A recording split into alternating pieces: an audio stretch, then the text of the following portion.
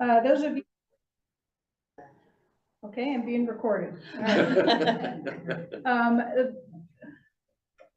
I got to get this off the screen here. All right. So those of you that were here last week, whether you were on Zoom or in here, you learned a lot about soil and fertilizing and kind of getting ready to get your garden going.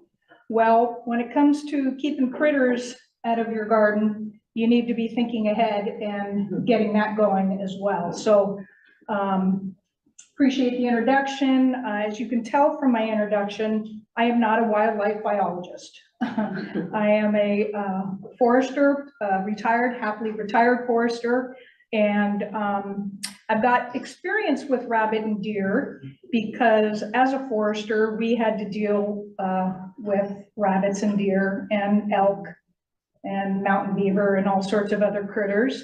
And as a Christmas tree grower, we encounter deer and rabbit. Although our area is pretty big, we got 75 acres, and sometimes it's harder to take care of and deter them as opposed to if you're a home gardener, which I also am. So anyway, so we're going to learn a few things about these two animals. And you notice that I use the word deter. We could say coexist, live with, but my talk is not on how to eliminate them, okay? So kind of, that's not what we're going to talk about. There's also many resources out there on how to encourage these animals into your yard, but I'm not going to talk about that either. It's really more how to kind of keep them out of your garden. All right, so know thy enemy. Columbia black-tailed deer and eastern cottontail. So the Columbian black-tailed deer is native to Western Washington. The eastern cottontail is not. It was introduced, but there's plenty of them, so don't worry about that. All right, so we're going to start with the deer, Columbian black-tailed deer. These guys look like they're kind of cottony-act. And deer have a definite fondness for our garden and our landscape plants and everything that we love to eat. So let's learn a little bit more about their habitat and range and preferences. So here's a picture of a doe and a fawn. And you can see by their tail, it's mostly black there, a little bit of a white rump. And their range, if you can see that on the screen, is confined to the coastal areas of British Columbia, Washington, Oregon, and California. So the Columbian black-tailed deer in Washington kind of starts at the crest of the Cascades and goes west to the coast. We do have two other species in eastern Washington, the mule deer and the white-tailed deer. And you know, their habits and preferences are probably pretty similar, but I only focused on the Columbian black-tailed deer. Okay, so this is a picture of a beautiful buck. And again, he's got that nice black tail. You can tell he's a buck because he's got antlers. The females don't have antlers. Deer and elk and other hooved animals, you may have heard them referred to as ungulates. And all that is, it just, ungulate comes from the Latin word meaning hoof. So, you know, cows are ungulates, horses are ungulates, but, you know, that term's been tossed around. And so I just wanted to touch on it a little bit. So deer hoof prints, probably everybody has seen them, but they're kind of teardrop in shaped. They're, you know, the females are a little bit smaller than the males, but typically 2 to 3 inches in size. They have a dew print that you can see. I'm afraid if I touch this button, there we go. The little dew print, sometimes it'll show up on the trail depending upon, you know, if it's muddy or wet enough, and sometimes you may not see it at all. Deer are considered to be edge species. So they kind of like to be near openings, but have a forest or something that they can, you know, run into to get away from predators and take cover. So I know clear cuts get a bad rap, but they actually play an important role for deer. So I just had to throw that forestry thing in there. So the males are the bucks, which is pictured here. They're larger than the females. They're 140 to 200 pounds, and the females or does are 90 to 130 pounds. And like I said, black-tailed deers will have antlers, and the females and the fawns won't. They live to be about 5 to 7 years, unfortunately, not very long, sometimes 10. They're very habitual in their activities, so they will kind of show up at the same time, leave at the same time, take the same path. You've all probably seen their droppings. You know, kind of tough to see if you're in the back, but they're oval shaped pellets, 20 or 30 of them, compared to a rabbit, which is rounder. So part of my talk is also how to distinguish between deer and rabbit, so you know which one is actually eating your plants, because you may do things differently depending upon which one it is. So, and when they browse, do I just push that button again? Thank goodness. When they browse, they have a tendency to grab a hold of the plant and kind of tug at it and rip it, because that's just the way that their teeth are built. Whereas a rabbit, when it bites, it kind of cuts it off like they were using pruning shears. So that's another great telltale sign, you know, whether it's deer or rabbit. And, you know, obviously if it's way up here, it's not a rabbit. And if it is, you better run for the hills. All right, here's another shot of that. This photo here shows this, you know, they tore it and didn't quite get all of it, whereas a rabbit, you know, a little bit cleaner cut. Okay. And another one. So this gardener even put up a fence, but you know, if the plant grows outside of the fence, then it's fair game. Fair game. So look for that jaggedness for the deer. All right. So the effect that deer browse has on your plants, besides making them not look great, it also decreases the growth of the plant because it's removing leaves, and the plant needs the leaves to photosynthesize. So without the foliage or the reduction in foliage, whether it's a seedling or a tree or a corn stalk or flower or rose, you know, it's not going to grow as well or maybe at all. So, you know, we don't really want this to happen. Okay, so I took this slide just when I was out on a walk with my dogs. It's in a forest, and the slide on the left has got multiple stems or multiple tops or multiple leaders. The leader is the top of the tree, and then there's laterals which grow out the side of the tree. So that slide on the left has been nibbled on by a deer, and it produces that not so good looking seedling. And this will not make a good Christmas tree. Okay, I don't know about you, but I have one angel or one star. I don't want to put multiple stuff on my Christmas tree. And it also slows down the growth for commercial 2x4 lumber, okay? So it won't affect the lumber, it just will make the tree not get to maturity as quickly. And if you work for a large industrial timber owner, that's not what you want. You want to get things in production as quickly as possible. So the seedling on the right shows a seedling, and these things are only about 2 feet tall. This one's a little bit shorter because it's having a little bit harder time, but you've got one leader and you've got your lateral branches, and you know, things are good. So that'll make a better quality tree, whether it's in your yard just to look at, whether it's for Christmas in 7 or 8 years or a 2x4 in 40 years. All right, another way that deer can cause some damage on our lands and in our yards is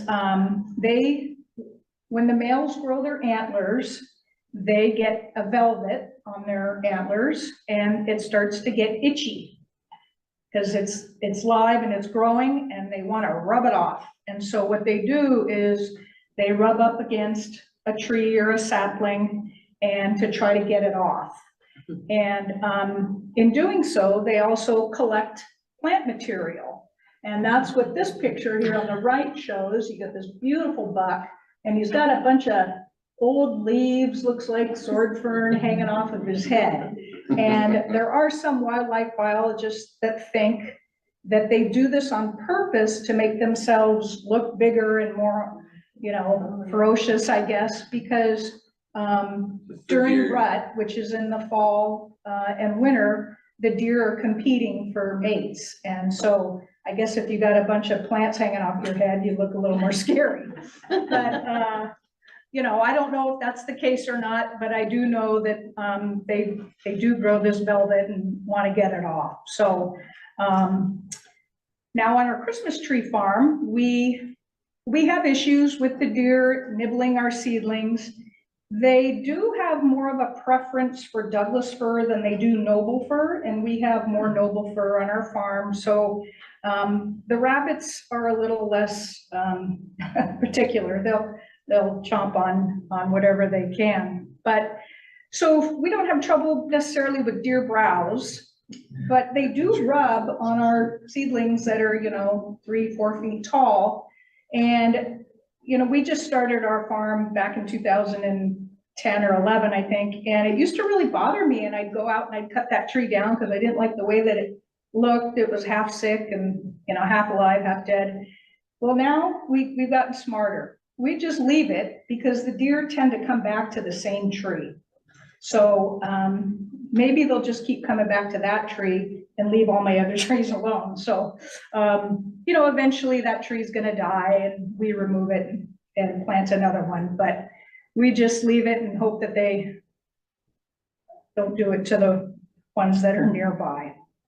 All right, a little bit more on this, this velvet and growing of antlers. So I originally didn't have this slide in there, and then the more I started to read, the more fascinated I got. So I hope that you're as fascinated by it, and if you're not, well, maybe you will be, because it's kind of cool. So this picture is, I know I was going to talk about black-tailed deer. This is actually a picture of a white-tailed deer. So if any of you keen eyes picked up on that, good for you. But I like the picture because it really showed the velvet, and you see how it's kind of bloody and doesn't look that great. Okay, so we're going to learn a little bit about that. So deer grow and regrow their antlers every year, as opposed to sheep, goats, cows, bison. They grow horns, and those horns are with them for their life. Okay, but antlers grown and regrown, and only male deer grow antlers, not females or fawns, but the fawns will start to grow, the male fawns will start to grow antlers at about 10 months. And so baby deer, often called fawns, they need to be able to drink milk from their mothers, and antlers would kind of get in the way of that. And I don't think mama would like that too much. So, Mother Nature knows what she's doing, right? Right. Okay. So in any case, male deers this young, they don't need antlers because deer don't use antlers for defense. They use them for competition and to attract females. And the 10-month-old isn't concerned about that. So again, primary purpose is competition because during the rutting season, that's when the male deers are trying to attract females. So young bucks grow little pedicles, they're called. They look like a button, so sometimes they're referred to as button bucks, okay? And those won't really do much in the first year. And then after that, then they grow a single spike, and you've heard people refer to them as spikes. Then they'll lose those, and then the next year, they'll grow maybe a fork, and they'll just keep growing longer and bigger year after year after year, okay? Let's see, what else? So antlers are made of bone, and horns are made of bone in the center and keratin on the outside. And the antlers start growing in early spring, and that's when they develop this velvety type fur, if you will. And they will shed that in late fall or early winter, right around rut season. So as I said, they'll rub and smash their antlers against the trees to get rid of that. And because the velvet is living tissue, they take on kind of a gory appearance. So I don't know if any of you have seen this out in the wild, but you know, it looks a little gross. It doesn't hurt them though. They're not in pain or anything like that, but they certainly want to get it off of their head. And yeah, I don't know how attractive it is to the females either. Apparently not as attractive as sword fern hanging from their heads. So a deer's nutrition can greatly impact antler growth. And so it can impact the size and the strength of their antlers. So because antlers are made out of bone, growing bone requires protein and a healthy diet. So all of you that have deer in your yard, thank you, because you're contributing to the strength and the size of the deer antlers if they're eating your food. All right, antlers can grow much faster than horns, about 1.5 inches a week, which is pretty amazing. And this has intrigued scientists because they started thinking, well, if they can grow that fast, maybe they can help us with some research in cancer. And because cancer cells are the only other types of cells that grow as quickly as antlers. So that's kind of cool that they're looking at that. And then males grow antlers in all deer species, but the females don't grow antlers except for reindeer. So I thought that was kind of fun too. All right, enough of the antlers. Food preference. Well, deer consume grasses, forbs, twigs, tree bark. You know, if things start getting rough and they're really hungry, they'll eat lichen or fungi, but they basically like eating most everything that's in our yards, okay?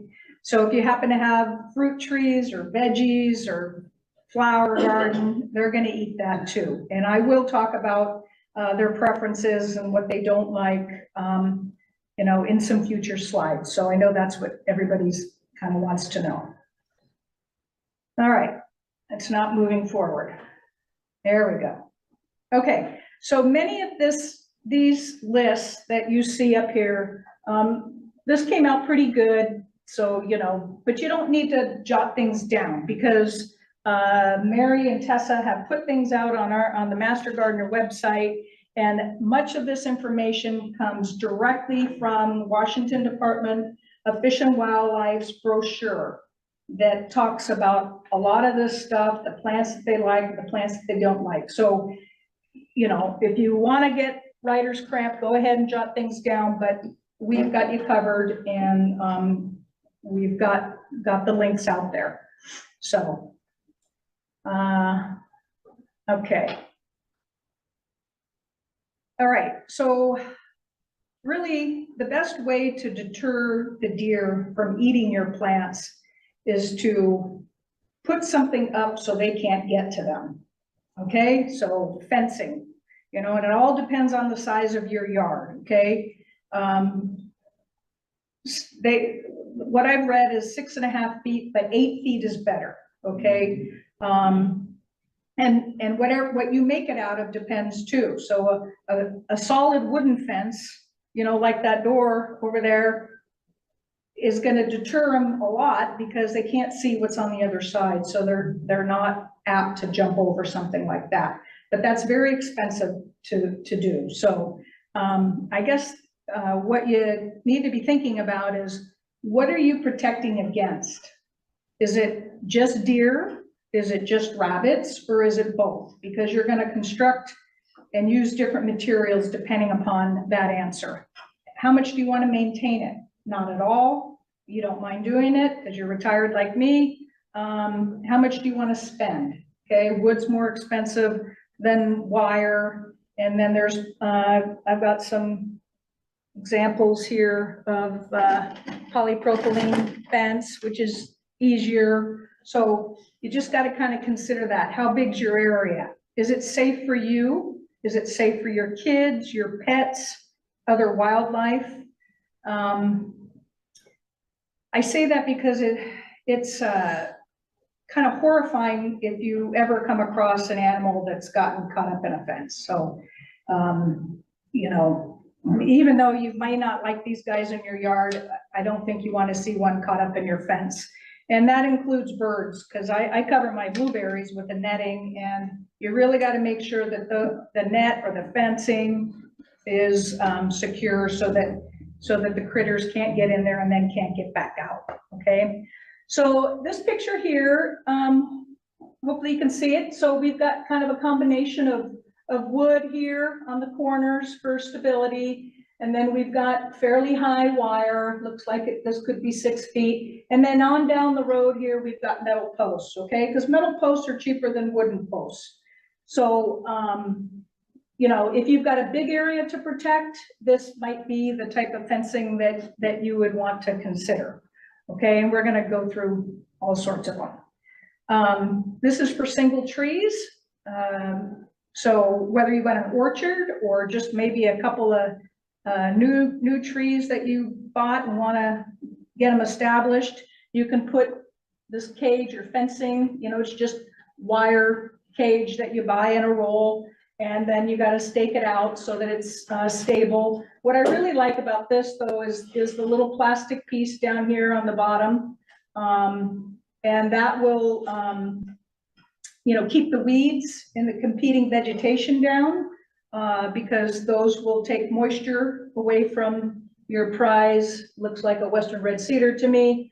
And also, I don't know if you know this, but if that grass grows up tall around your seedlings or your trees, mice will hide in there too. So you may think that it's the grass that's competing with your seedling, and it really isn't. It's mice, and they will start girdling you know, around the bole or trunk of that tree and do it in. So I like this idea. The only thing to caution you about is in the summer months, it may get pretty warm. And, you know, if we have one of those heat domes or even a half a heat dome, you could end up maybe putting a little too much heat on that seedling. So I love this slide. So this is an enclosure, they call it, and it's got a fenced in area. So, you know, which side of the fence would you want your garden on? Okay, pretty obvious, right? So this side here, the right side, wasn't mowed. That's what deer did. Okay, so quite a difference between the right side and the inside of the enclosure. So gives you a great visual as to how a fence can really protect your garden or roses or whatever you've got. Just another picture of a fence, great fence, easy to put up. They use wood posts here. You know, I would probably go, deer would think twice, but I'd go a little taller. I'd go 8 feet, and this isn't going to do anything to keep rabbits out. Okay. Okay, I know this looks like Shantyville, but this is actually my garden. So the enclosure is like 60 by 90 feet. We've got grapes, we've got some grass, and then my garden is about 30 by 40 feet. So I think I'm up here to talk to you because I've learned the hard way the last 5 years with my gardening. So my husband and I put this fence up, and you know, it's a lot of work. That's a big area, right? We had to set all these vertical posts, And then there's cross beams on top. And then we use this polypropylene netting, which is pretty easy to handle as opposed to wire. So, you know, we got that up and we were all proud of ourselves. And it did a great job keeping the deer out. Fantastic job keeping the deer out. Not so good with the rabbits, but I will talk about that a little bit later. But so in stages, you know, we kind of did some different things. I used 2-foot fencing here, but the fencing was 3 by 2, you know, just, you know, stuff that you can buy at a garden store, and the rabbits could get through that. So I have a lot access, because I used to work for Weyerhaeuser's nursery, to this weed barrier. And so I cut it in 2-foot strips and went around the entire length of the garden, and that helped with the rabbits. But, you know, you can see I've got to do some maintenance. This is in the winter when I don't have a lot going on in the garden. So anyway, and then I've got my 2 trusted, I don't know if you can see them, but I got a little puppy there, and there's another one someplace, and they love to try to help me keep the rabbits out of the garden, but they're not very successful. Looks like you have an owl on top of one of your posts. I do have an owl, and that's for the birds, right? But, you know, I found a bird landing right on top of its head, you know, so, you know, I try all these things, and some of them work and some of them don't. So I just also wanted to mention what we do. So we've got 2 access areas in the garden. And, you know, I can get a wheelbarrow through here. I usually just open one side, but we put cross beams across the gates too. And this is a different fence, and there's one up here as well. And then you notice there's hardware cloth because the rabbits can get through the cyclone fence. And we put up another board here to, you know, cover the gap. And then there's my trusted dog, Riley, who always is eager to help. So just some ideas for you guys to think. So those rabbits, they can squeeze through a lot of stuff. So make sure the fencing holds up to your elements. You know, this looks like a pretty flimsy piece of netting or something. And if it snows, then, you know, down it comes. The picture on the left, just a wire fence, but a little bit more beautiful with wooden vertical posts, and then, you know, a little bit more stability. And you know, if you have an existing fence that's only 4 feet tall, you can maybe add to the top of that to make it a little bit more of a deterrent for the deer. So don't think you got to start over from scratch. In this case, they ran a couple of strands of barbed wire, it looks like. And, you know, the better the deer see it, the better off they're, you know, they're not going to go through it or try to go over it. Okay. And then on this side, this is just pretty simple to put in. Obviously, it's not going to do squat for the rabbits, but, and deer sometimes will go underneath stuff too. So I don't know how effective this is, but it's an example, you know, that it's electric too. So, you know, I don't know if this is lower wire is electrified or not, but electricity is another type of fence that you can use. Very easy to expand and move around, but you need power.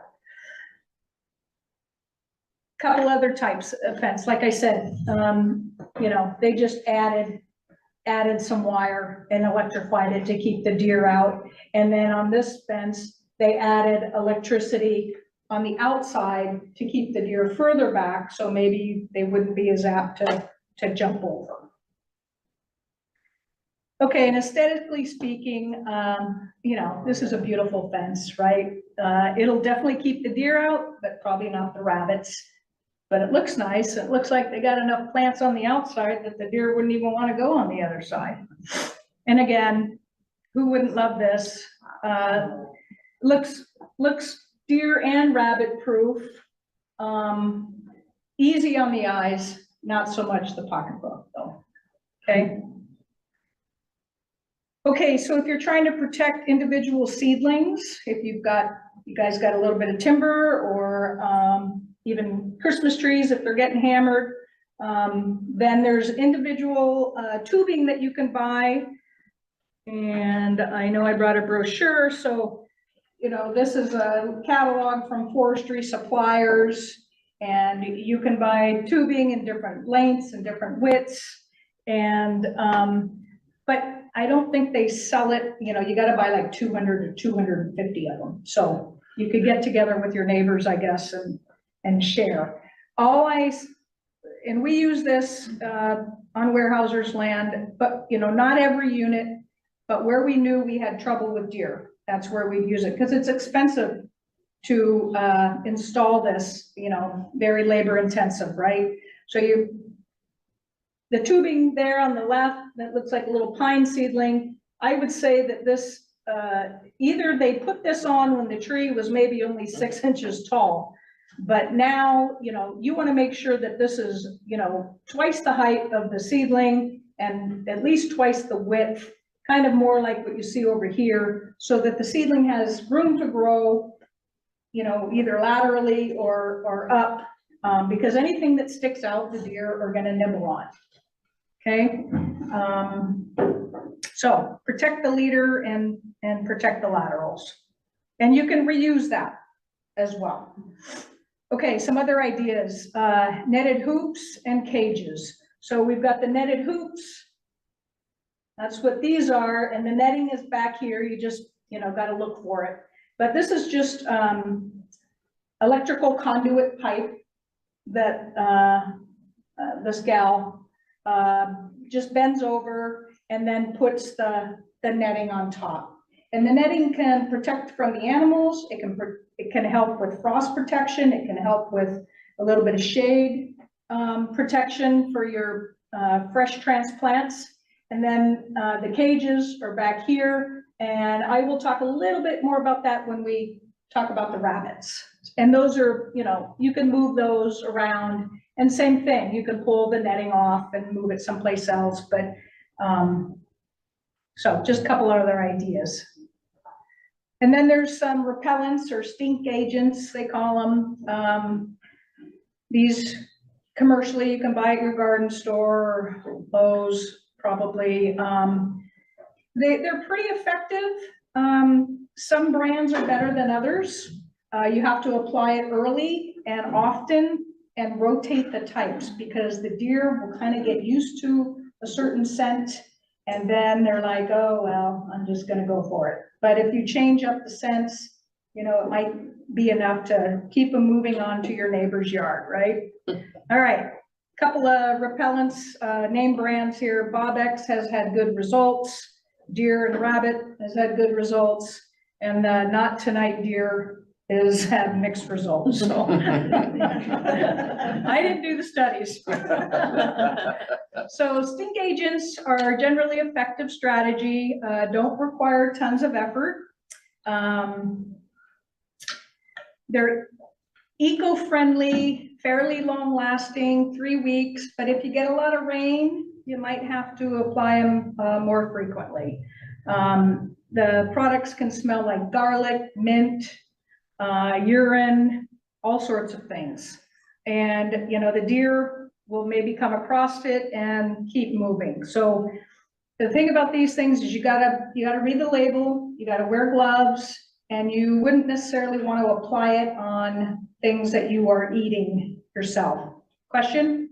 Yeah, you just partially answered it, so I'm wondering, do you spray that like around your garden beds, or you spray that on the fence perimeter? So the question was, do you spray it around your garden beds or maybe a little bit further away on a fence perimeter? It depends what you've got growing, okay? And I don't use these products, I just never have, so I would have to sit down and read the label. Some people have, with the Bob-X, they've used like a water solution and Bob-X and just hung rags at maybe nose height where the deer are, and they've had good results with that. Yeah. So anybody else have any experience with any of these? Yeah? Yes, I was gonna say some of the deer repellent, your dogs will love to roll in it. Oh. And then you have have this very smelly dog that you usually have to take to the groomer to have him bathe. Right, at $100. Yeah. Yeah.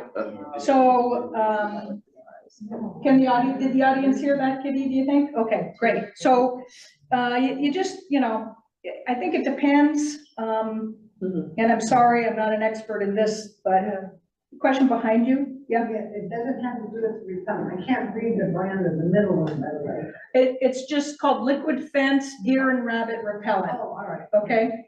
And, how far up do you put the wire to keep the bunnies out? For rabbits, you need about 2 feet, okay? And I am gonna go, this is the talk on deer, and then right after this, I'm gonna talk a little bit more on rabbits, so you'll get some more information, okay? Anybody else? Yeah? How well do deer see? Because I have one of those like 5-foot fences and I'm thinking about putting like a wire along the top. But Yeah. I've also seen deer in our yard that are lame.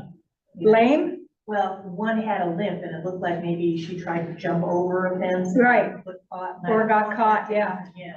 So, if you're gonna add wire, so the question was, if you've got a fence and it's only 5 feet, she was thinking of adding a wire to the top, and I would say that would be good, but then hang something from it, like plastic ribbon or something like that, so that it just becomes, or rags or something, just so they see it better. But I think their eyesight's pretty good. Okay, but if they can't see behind it, they won't jump over it because they don't know what's on the other side. Okay? All right. Okay, so another thing that is considered a stink agent is chicken manure. So those of you that raise chickens or get to be good friends with somebody that does raise chickens, and it kind of is a 1-2 punch because it will annoy the critters a little bit while providing nitrogen and organic matter, plus it's a worm magnet. So you can sprinkle it on top of the bed in the winter and keep the weeds down. And then in the spring, you can, plant your stuff right into it. So I don't know that you want to plant directly in fresh chicken manure because it's a little too hot, It'll burn it. right? Yeah. Okay. Okay, and the last thing here is, so this is a motion detector hooked to your hose, and when the deer or anything goes by it, it goes on and scares them away. So very effective. My folks had one down in California, and I was constantly getting wet because I forgot that it was there. So they work great.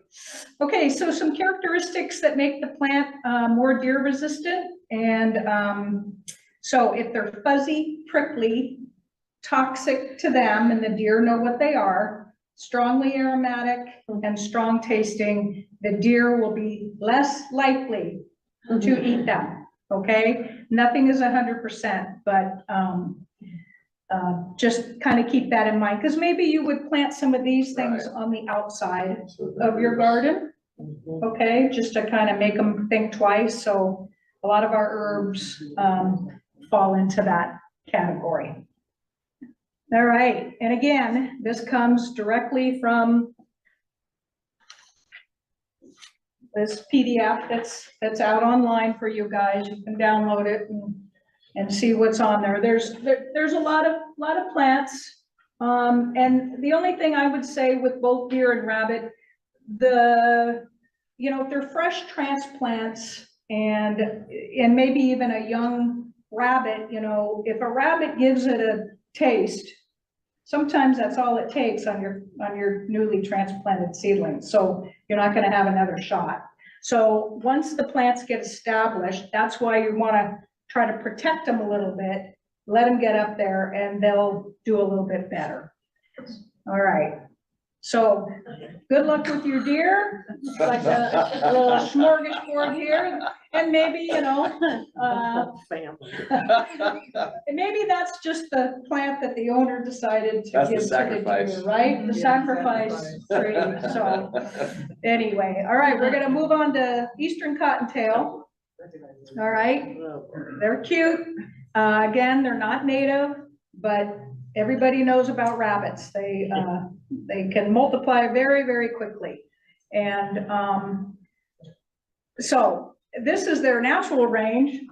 They don't even come into Washington State, but you could probably just, color this whole map. Right. Yeah, so in Eastern Washington, I think there's a pygmy rabbit and a couple of hares, HARES, that are native to Eastern Washington, but it doesn't matter because we get this guy and he's all over the place. So you can find him in city parks and in the forests and, they're all over. All right, so just another slide here to show the difference between deer and rabbit browse. Real clean cut with the rabbit, and that plant's gonna have a hard time. And the deer, kind of a little bit more nibble at the edges, but rough edges. What do rabbits like to eat? Well, everything, right? So you gotta do something to keep them out of your yard. So I don't recommend lethal methods at all. And fortunately, Bugs was way smarter than Elmer. So. All right, couple of fencing ideas. Back to your question. So you see this fence here? Okay, it's tall enough for the deer, maybe. And it's also got a row, 2 foot maybe, of smaller fencing. This is hardware cloth. I don't know if you guys seen that. Really, really small. Chicken wire works, but the rabbits are able to probably bite through the chicken wire too if they want. And then this is what we used on our fence. It's just that polypropylene stuff. But the rabbits can bite through that too. So, and that's what ended up happening on my fence for my garden. And so then I went around the whole thing with that 3 by 2 inch wire. Well, they squeeze right through it. So, they might have to wiggle a little bit, especially if my dog's chasing them, but they can get through it. So you got to just kind of think about it. But, this is chicken wire and it'll deter them. But if you just let them hang out there all day long and they're hungry and they want that, they're going to chew through it. And then, this looks great. This looks like it's like 1 inch by 1 inch, keeping those rabbits away. All right, here's the cages that I said I'd get back to. So you can buy these. They've got handles on the top. They probably come in 3 foot lengths or something. And then you can buy another 3 foot length and just keep adding, or, oh, it must be in the next slide. Yeah. Or, you make your own right here. Okay. And so these look like they were, purchased maybe.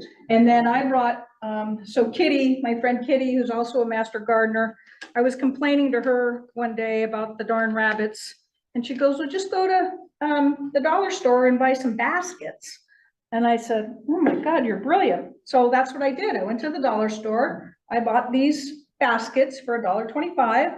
And when I have my transplants out, I just put these over my little baby transplants.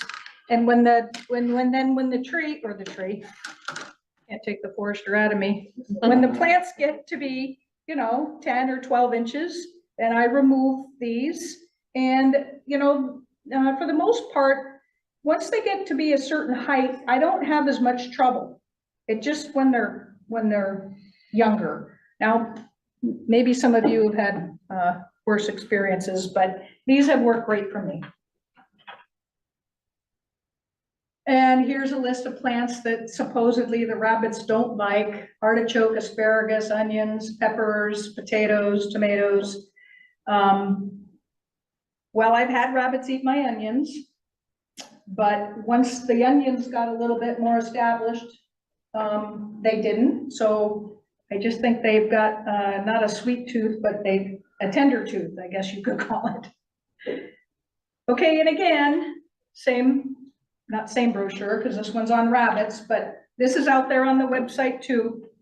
for you guys, because I know the list is long, but, you really need to jot this down, okay? All right, well, I don't know if that met your expectations, but that's what I had prepared. Yeah. All right, do I have time for questions, Mary? I do, great. Yes, Will rabbits tunnel into your garden? will rabbits tunnel into your garden? Rabbits can dig, so I haven't had, and they will go under a fence, but will they dig a hole to come up on the other side? I don't have that kind of experience. Anybody else? They probably will to get away from my dogs. I read that they don't tunnel. Okay. I do know that they will go under a fence though. So if there's any kind of, a little bit of an opening, and they're like mice. They're just amazing how they can just, put their body in a small spot. Anybody else? Anybody online? Okay. The first one is, what do you recommend for bare rootstock, like Gary Oaks, Hemlock, Serviceberry, that is being put in on a hillside to keep the mice, deer, and rabbits away? We were thinking hardware cloth initially. Okay, so I could only hear part of that. What do we recommend for a specific species like Jerry Oak? For bare rootstock on a hillside. Okay, so, for mice, yeah. Well, I don't know that it matters whether it's bare root or container stock. But typically the mice are gonna go after whatever is sticking out of the ground, right? Not necessarily in the root. So I would say that you need to keep it free from, competing vegetation or places for the mice to hide. And I mean, those individual tubings that you saw on the earlier slide, those would probably help discourage mice. Okay, and Mary, please. That sounds perfect. Okay. I mean, as a forester, we didn't really do a lot to discourage mice because, we were maintaining, 500,000 acres, right? But what we did do a lot of is veg control. And it wasn't just to eliminate the vegetation so the seedlings could grow taller, but it also takes care of the problem for mice to hide it. Okay? Any more? One more online. Does hardware cloth work to prevent rabbits, voles, and moles from tunneling under the raised beds? Yes, and our next speaker after me, Ginny, is going to talk a little bit about moles and voles, but that's why I have this hardware cloth is because I used it on my fencing, but the real reason I have it is because I put it underneath my raised garden beds so that they couldn't come out. So I've got a big garden, but I do have, 4 raised beds, and so I put some stuff in there, and I know nothing's gonna get them. And so, yes, I think it will help. Anything else? You mean I've